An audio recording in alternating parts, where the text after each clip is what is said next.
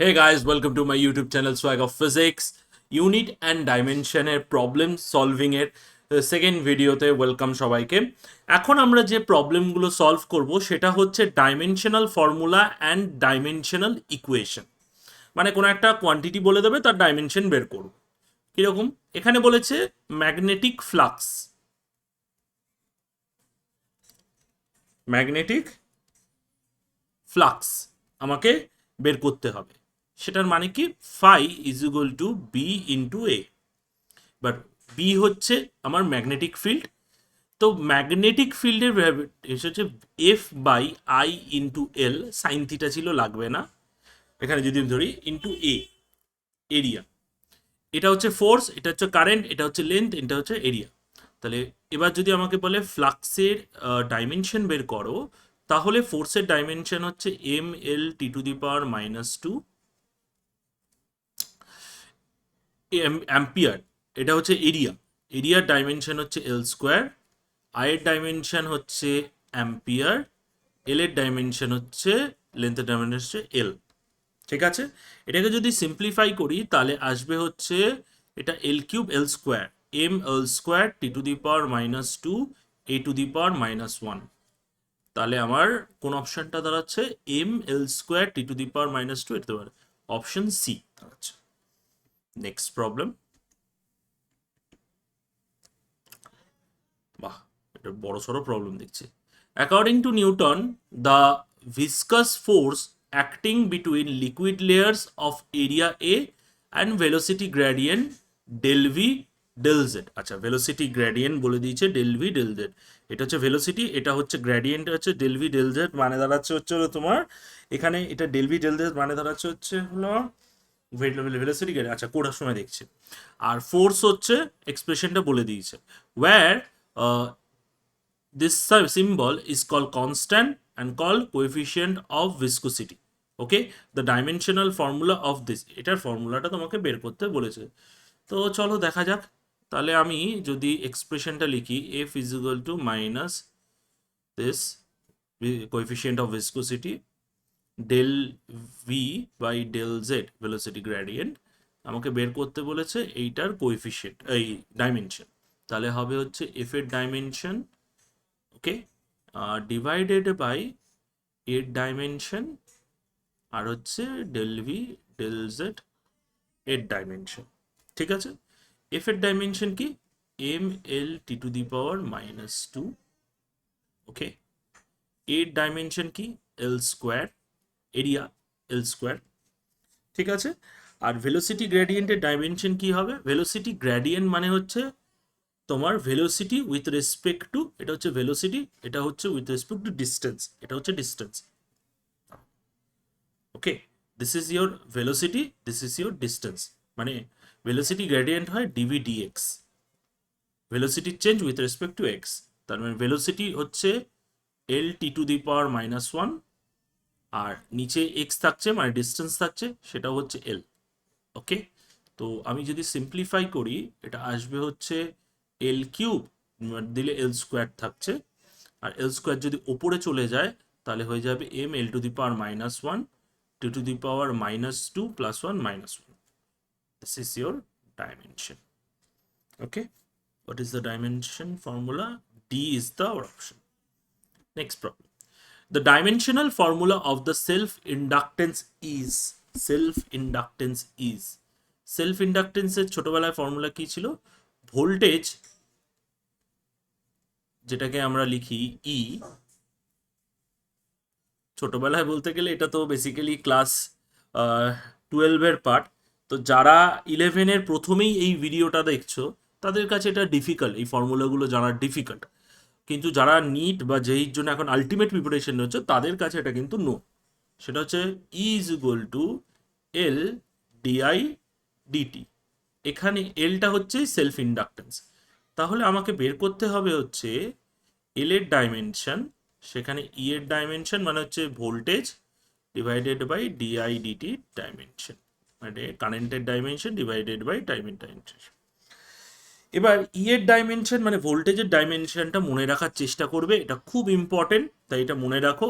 M L square T to the power -3 A to the power -1।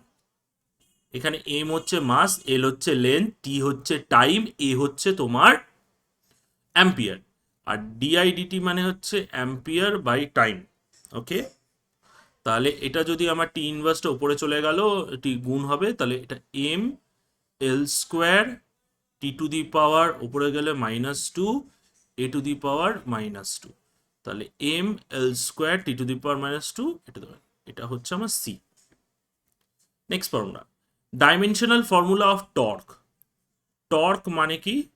Torque মানে হচ্ছে force into distance. ওকে, তাহলে ফোর্সের value কত? ফোর্সের ভ্যালু হচ্ছে M L T to the power -2, distance হচ্ছে এল, তাহলে হয়ে যাচ্ছে হলো আমার M L square T to the পাওয়ার -2। ফর্মুলাতে এটা হচ্ছে অপশন এ, আই থিঙ্ক হয়েছে। Next, C and R denote the capacitance and resistance. The dimensional formula of C R is, আমাকে বের করতে হবে সি আর। এখানে একটা নোট লিখে রাখতে পারো তোমাদের সুবিধার্থে, এটা একটা নোট ধরতে পারো যে এটা আমি আগেও বলেছি যে একটা এলআর সার্কিট আর একটা সিআর সার্কিট, এদের টাইম কনস্ট্যান্ট ফর্মুলা হচ্ছে L by R for LR circuit, R C for R CR circuit. এর ডাইমেনশনও টাইম, এর ডাইমেনশনও টাইম। ঠিক আছে, তাহলে আমি দেখেই বলে দিতে পারছি যে C R denote the capacitance and resistance. The dimensional formula of C R is only T. Only T কোনটায় আছে? শুধু এইটাতে আছে, অপশন এ। কিন্তু এবার অনেকের ক্ষেত্রে মনে হবে যে এটা কিরকম ভাবে, এটা যদি আমি সার্কিটটা সম্পর্কে না জানি, এই নেচারটা না জানি, আমি বলতে পারবো। তাহলে চলো ট্র্যাডিশনাল মেথডেই করে দেখি একবার। সি হচ্ছে ক্যাপাসিটেন্স হচ্ছে কিউ বাই ভি, ঠিক আছে? কিউ হচ্ছে এ ইন্টু টি, ওকে? আর ভি হচ্ছে, আমি মনে রাখতে বললাম, ডাইমেনশন বের করছি যেহেতু আমি সব কটা, M L square T to the power -3 A to the power -1, এটা হচ্ছে ডাইমেনশন। ঠিক আছে, এবার আমি যদি সি এর জিনিসটাকে সলভ করি তাহলে আসবে হচ্ছে M to the power -1 L square T to the power 4 A to the power square. This is coming. Similarly R রেজিস্ট্যান্সের হচ্ছে ভি বাই আই। ভি এর হচ্ছে M L square T to the power -3 A to the power -1। I এর হচ্ছে এ into T. এটা dimension, formula দিয়ে দিই, symbol ডাইমেনশনের। আসলে কি হয়, এমসিকিউতে এগুলো কাজে আসে না ডাইমেনশন, কিন্তু যারা ডেসক্রিপটিভ কোশ্চেনে যাবে যখন, যদি ধরো তুমি যেতে চাও হচ্ছে বোর্ডের এক্সামে, তখন কিন্তু এই সিম্বলগুলো খুব ম্যাটার করে। এবং যদি ঠিকঠাক টিচার যদি বলে যে এই সিম্বলটা তুমি না দাও, তাহলে কিন্তু ডাইমেনশনের মিনিং দাঁড়ায় না। কেন? R equals to V by I, এটা হচ্ছে ফর্মুলা, কিন্তু যখন ডাইমেনশন ইকুয়েট করছো তখন R equals to dimension of V, dimension of I, এরকম ভাবে লিখে দেয়। তখন ডান দিকটাও ডাইমেনশনস হতে পারবে, বাদিকটাও ডাইমেনশন হতে হবে। তাই দুদিকে যদি ডাইমেনশন হতে হয়, তাহলে আমাকে দুদিকে ডাইমেনশন সিম্বল দিতে হবে, এটাই নেচার। তো এটা দাঁড়াচ্ছে হচ্ছে আমার M L square T to the power -4 A to দি পাওয়ার -2। এবার দেখো আর আর সি কে যদি গুণ করো, ঠিক আছে, তাহলে দেখো ভালো করে, এম টু দি পাওয়ার আর এর আসছে হচ্ছে M L square T to the power -4 A to দি পাওয়ার -2, আর এটা আসছে M to the power -1 L square T to the power 4 A square. হলো? তাহলে দেখো এটা এটা ক্যান্সেল আউট করছে, T to the power 4 T to the power 4 cancel করছে। আচ্ছা, এখানে কোথাও কি আমি একটা ভুল লিখলাম? হ্যাঁ, এইখানে এল স্কোয়ারটা কেটে যাবে, এটা মাইনাস হবে, কেন উপরে যাচ্ছে। ঠিক আছে, তাহলে এটা মাইনাস হবে, তাহলে এইটা কাটবে এটার সাথে। ঠিক আছে, আর এদিকে আসবে হচ্ছে টি টু দি পাওয়ার 4। আর একটা কোথাও ভুল করলাম কিনা দেখে নিই আমি একবার, একটু আমার সলভ করেছে টি to the power 4 T to the power -3 উপরে গেল হচ্ছে এ, ওহ ও, আমি চার্জারই রেখে দিয়েছি। এটা তো চার্জের এটিটা, এটা তো কারেন্টের ডাইমেনশন তো শুধু আই হবে। তাহলে এটা হবে e⁻², এটা হবে হচ্ছে,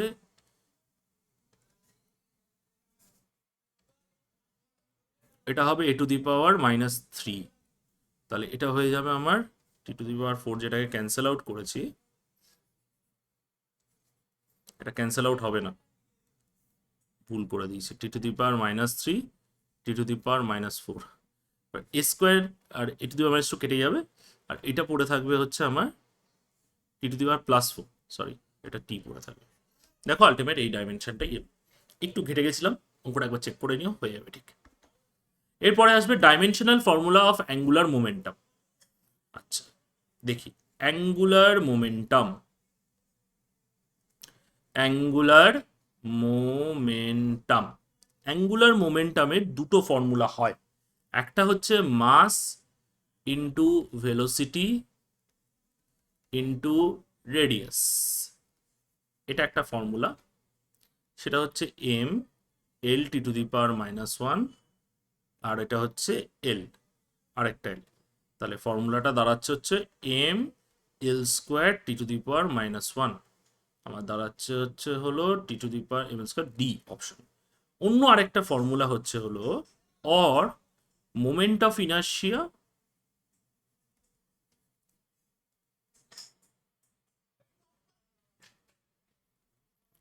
ইন্টু অ্যাঙ্গুলার ভেলোসিটি,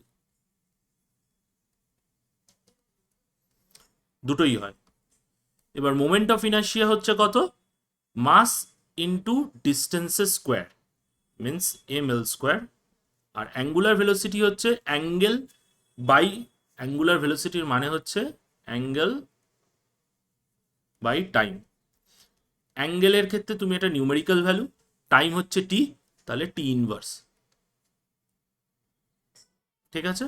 তাহলে এটা গুণ করলে আসবে ml² t⁻⁻1, এটা হয়ে যাবে, একই এলো, ফর্মুলা দুটো আলাদা, দু ধরনের ফর্মুলা অ্যাঙ্গুলার মোমেন্টাম বের করার জন্য।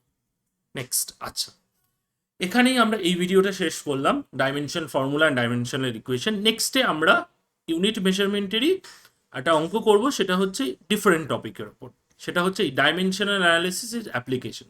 ততক্ষণ তোমরা এই কনটেক্সে যে কটা প্রবলেম করালাম প্র্যাকটিস করে নাও, এর পরের ভিডিওতে ওটা দেখবে।